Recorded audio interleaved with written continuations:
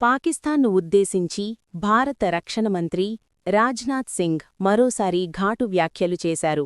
దేశ పౌరుల రక్షణ కోసం భారత్ ఏ హద్దులనైనా మీరుతుందని ఆయన గట్టిగా చెప్పారు. దేశ పౌరుల భద్రతకు, దేశ సమగ్రతకు ముప్పు పొంచి ఉంటే ఎలాంటి నిర్ణయాత్మక చర్యలకు దిగుతామో ఇప్పటికే నిరూపించామని అన్నారు.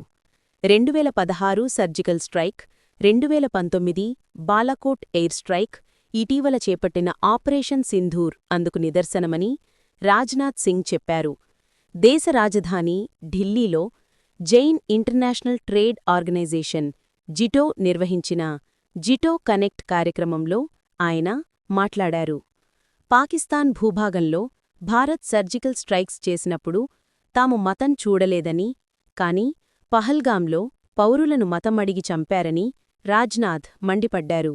తమ ప్రభుత్వం పాకిస్తాన్లోని ఉగ్రవాద స్థావరాలను మాత్రమే లక్ష్యంగా చేసుకుందని, సైన్యం జోలికిగాని, సాధారణ పౌరుల జోలికిగాని వెళ్లలేదని రాజ్నాథ్ చెప్పారు.